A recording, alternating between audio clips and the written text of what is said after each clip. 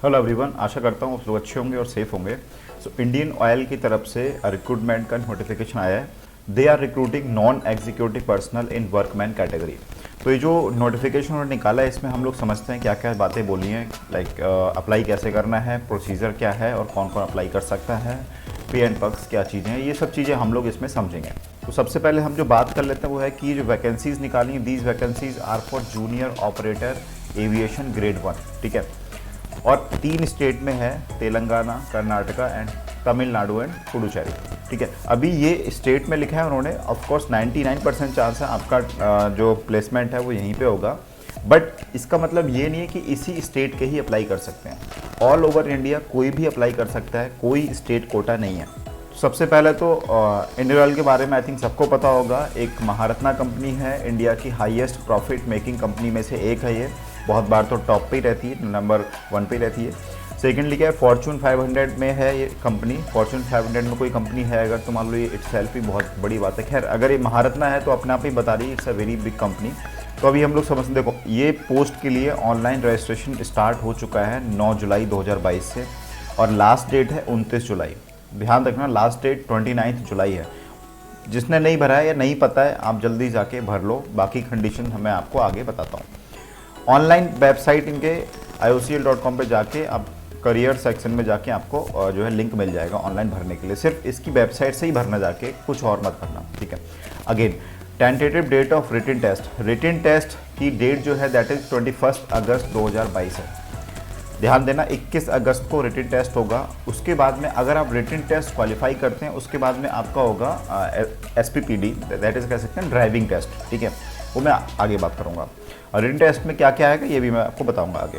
Final result जो होगा वो 14 अक्टूबर को आएगा। ये रही हमारी डेट की बातें। अभी हम समझते हैं इसमें क्या और क्या कंडीशंस हैं।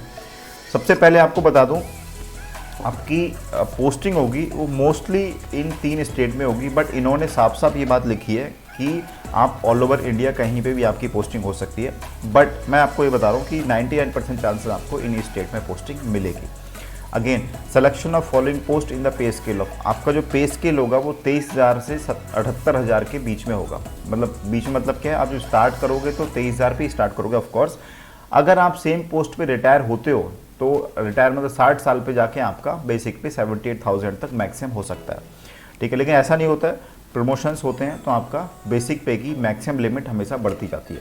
ओके, अगेन बात करें तो post code 101 for junior operator grade 1, then 102 है ये भी जूनियर ऑपरेटर ग्रेड 1 के लिए। लेकिन ये क्या, पहले वाला जो था that was for Telangana, second one is Karnataka and 103 post code है वो है तमिलनाडु एंड पुडुचेरी के लिए। तो ध्यान देना, आप पोस्ट कोड आपको मेंशन करना पड़ेगा जब आप ऑनलाइन फॉर्म भरोगे, तो कौन से पोस्ट कोड के लिए आप अप्लाई करना चाहते हो। ठीक, नंबर ऑफ़ वैकेंसीज़ जो है एक में 5 है, एक में 6 और एक में 28 है। ठीक है, तो तमिलनाडु में अच्छी खासी वैकेंसीज़ हैं। ठीक है, लेकिन यहाँ अच्छी खासे लोग भी आई थिंक भरेंगे। नेक्स्ट बात कर लेते हैं हम लोग क्वालिफिकेशन एक्सपीरियंस क्राइटेरिया। ये बहुत मेन है, ये डिसाइड करेगा कि आप एलिजिबल हो या नहीं हो एलिजिबल। ठीक है, देखो 3 पोस्ट कोड थे, 101, 102, 103, तीनों की बात मैं कर रहा हूँ। पोस्ट का नाम तो तीनों में सेम था, बट स्टेट अलग अलग था। ठीक है, देखो क्वालिफिकेशन जो चाहिए इसेंशियल, दैट इज़ आपके पास 12th क्लास में मिनिमम 45% मार्क्स स्कोर्ड होना चाहिए for general, economical weaker section and OBC candidates. अगर आप SC ST में आ रहे हो, ठीक है, देन आपके पास 40% होना चाहिए, मतलब 5% का रिलीफ दिया गया। ठीक है, अगेन आपके पास क्या है कि इसके साथ साथ आपके पास हैवी व्हीकल ड्राइविंग लाइसेंस होना चाहिए issued by regional transport authority. जो आपका रीजनल RTO है उससे आपके लिए हैवी व्हीकल का ड्राइविंग लाइसेंस इशूड होना चाहिए, और मिनिमम 1 साल का एक्सपीरियंस होना चाहिए in the heavy vehicle driving. ध्यान देना, मिनिमम 1 साल का मतलब क्या है, एक तो जब आपका लाइसेंस बनेगा तो जो ट्रेनिंग टाइम जो होता है, मतलब जो लर्निंग का बनता है, उस टाइम को छोड़ के आपका 1 साल का एक्सपीरियंस उसके बाद का होना चाहिए in the heavy vehicle driving. ठीक है, तो ये 2 कंडीशंस हैं, आई थिंक आप समझोगे। मिनिमम 45% मार्क्स आपके 12th क्लास में होने चाहिए। आपने किसी से भी किया है 12th, मैथ्स, बायोलॉजी जो भी है, कोई दिक्कत नहीं है, बट आपके 45% मार्क्स होने चाहिए, दैट्स इट। और 1 साल का आपके पास एक्सपीरियंस होना चाहिए in heavy vehicle driving. Of course आपका अगर 1 साल का एक्सपीरियंस है तो आपके पास ड्राइविंग लाइसेंस तो होगा ही होगा, ठीक है। ओके, एक इम्पॉर्टेंट यहाँ पे है कि आप एक ही स्टेट में अप्लाई कर सकते हो, you can not apply in all 3 states. और ध्यान देना, अगर किसी ने कर दी तो क्या कॉन्सिक्वेंस होंगे, आपका फॉर्म जो है रिजेक्ट हो जाएगा फाइनली, परमानेंटली। मतलब ऐसा नहीं आपको तीन में कर दे, किसी एक में वो मान लेंगे, नहीं, आपका एप्लीकेशन ही रिजेक्ट हो जाएगा। तो ये गलती बिल्कुल मत करना, एक ही स्टेट से अप्लाई करना, ठीक है। ओके, अगेन कोई भी कर सकता है, कोई भी कर सकता है, ऐसा नहीं है 3 स्टेट की मेंशन यहीं के लोग कर सकते हैं या उनको वहाँ के लोगों को स्पेशल कोटा दिया जाएगा, ऐसा कुछ नहीं है, ठीक है। ओके, ये जो 45% 12th में स्कोर होना चाहिए, इसमें फुल टाइम कोर्स होना चाहिए, आपने प्रॉपर स्कूलिंग की हो, part time, correspondence, distance learning, open school, कोई भी एलिजिबल नहीं है, सिर्फ और सिर्फ फुल टाइम कोर्स होना चाहिए। देखिए कुछ लोग ऐसे होते हैं कि जो क्या है कि 10th के बिहाफ पे जो है कहीं लगे जाके, लाइक सपोज मिलिट्री में लगे या नेवी में लगे, कहीं ऐसा हुआ, फिर उनने क्या किया, वहाँ पे कुछ कोर्स वहाँ पे कर लिया which is equivalent to 12th class, तो वो भी चलेगा। लेकिन आपको क्या करना है, जो इक्विवेलेंट सर्टिफिकेट है वो आपको दिखाना पड़ेगा इंडियन ऑयल को, and that certificate should be authorise और should be given by concern ministry, ठीक है। ओके, आई थिंक समझे हो गए। अगेन हम बात करते हैं सिलेक्शन कैसे होगा। देखो भाई, सिलेक्शन जो होगा वो आपका एक रिटन टेस्ट होगा। रिटन टेस्ट में कुछ इनके सेंटर्स हैं, ठीक है, इसमें मेंशन नहीं किया कहाँ कहाँ पे हैं सेंटर्स में भी, आप जब फॉर्म भरो तो उस टाइम में आपको पता लग जाए कहाँ कहाँ सेंटर हैं। उसके बाद में आपका होगा skill proficiency physical test, SPPT बोलते हैं। इसमें क्या है, बहुत सारी चीज़ें आती हैं, लाइक आपका अगर आप टेक्नीशियन हो तो आपका क्या वहाँ पे जाके टूल्स का होगा टेस्ट या कुछ और होगा, लेकिन इस केस में आपका ड्राइविंग टेस्ट इन्होंने ब्रैकेट में मेंशन कर दिया। तो SPPT मतलब क्या, आपका ड्राइविंग टेस्ट होगा। अब बात कर लेते हैं हम लोग की जो इसके लिए क्या क्या सिलेबस रहेगा रिटन टेस्ट के लिए। देखो ऑफ कोर्स 12th के बेस पे जॉब है तो कुछ ज़्यादा टफ चीज़ें नहीं होंगी। लाइक इसमें देखो 3 चीज़ें बोली इन्होंने, एक तो जनरल एप्टीट्यूड होगा, रीजनिंग होगी, देन बेसिक इंग्लिश लैंग्वेज होगी। तो आप समझ लो 40 मार्क्स का आपका होगा जनरल एप्टीट्यूड, 40 मार्क्स की जो है रीजनिंग, मान लो 80 नंबर का रीजनिंग एंड एप्टीट्यूड आपका होगा, क्योंकि कहीं भी एप्टीट्यूड होता है तो उसमें रीजनिंग तो ऑफकोर्स होती है, और 20 मार्क्स का आपका बेसिक इंग्लिश लैंग्वेज होगी। मेरे हिसाब से एप्टीट्यूड में बहुत सिंपल चीज़ें पूछी जाएंगी, like area of diagrams, like circle हो गए, सब कुछ हो गया। मतलब आप समझ सकते हो कि जितनी मैथ्स आपकी 12th क्लास तक थी वहीं से, उससे आगे कहीं नहीं पूछा जाएगा। तो आई डोंट थिंक कि ये लोग बहुत ज़्यादा टफ में पूछेंगे। एंड सेकेंडली ये नॉन एग्जीक्यूटिव के लिए जॉब है तो उतना ये लोग नहीं पूछेंगे, बहुत सिंपल चीज़ें आएंगी। तो कोई भी आप जो बेसिक ITI के एग्ज़ाम्स के लिए कोई भी बुक आती हैं एप्टीट्यूड्स की, उसमें आप उससे आप तैयारी कर सकते हो, मे बी वो हेल्पफुल रहेगी। जनरल इंग्लिश, बेसिक इंग्लिश में आपके पास सेंटेंस को पूछ सकता है, use of the, a, an, इस टाइप की चीज़ें जो है आ सकती हैं। इसमें भी ज़्यादा कुछ टफ चीज़ें नहीं आएंगी, ठीक है। टोटल 100 मार्क्स का 100 क्वेश्चंस होंगे टोटल, ठीक है। अगेन MCQ टाइप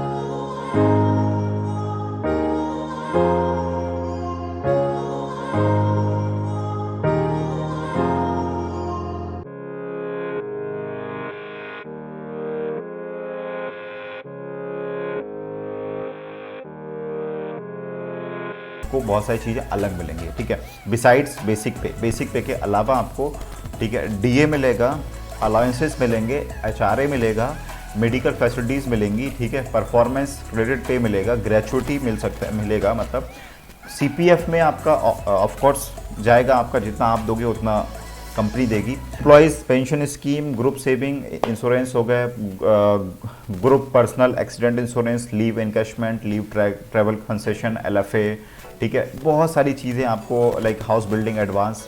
आईओसीएल में क्या होता है कि जो आपका घर बनाने के लिए एक लोन दिया जाता है बहुत नॉमिनल से इंटरेस्ट रेट पे, ठीक है। आपको सीएमआरई आएगा। सीएमआरई मतलब क्या होता है कि सपोज करो महीने का पेट्रोल खर्च के नाम पे कुछ पैसा आएगा, ठीक है।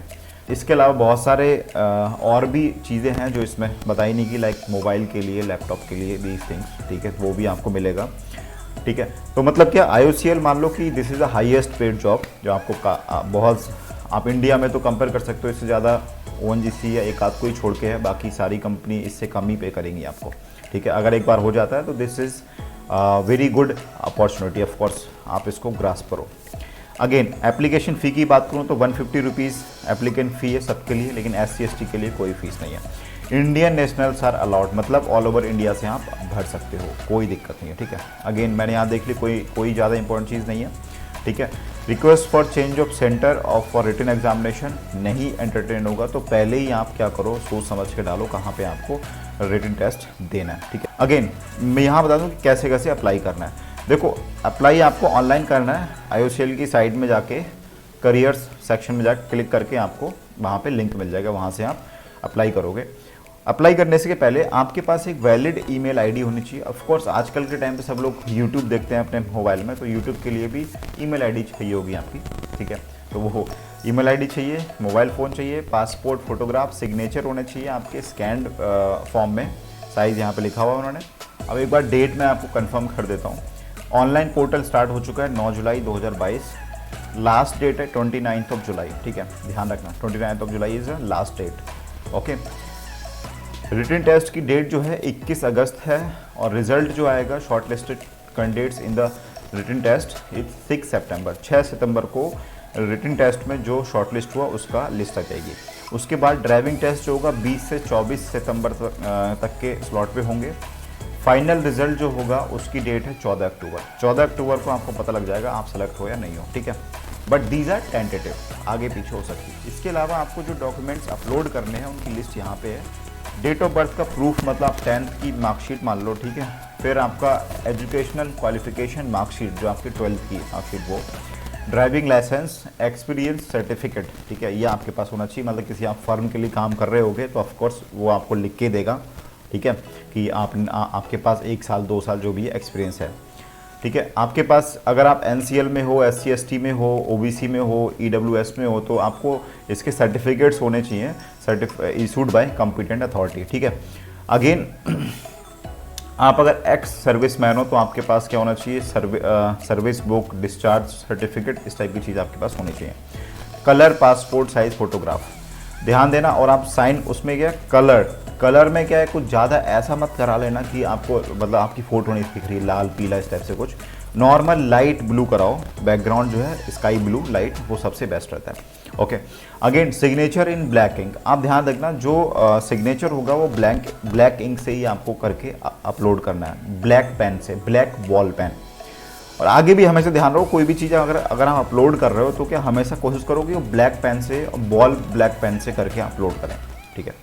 और आपके पास कोई एक आईओसीएल से अच्छी जॉब नहीं है तो ऑफकोर्स यहाँ पे अप्लाई करो, लाइफ बन जाएगी। चलिए मिलते हैं हम लोग नेक्स्ट क्लास में, till then take care, bye bye.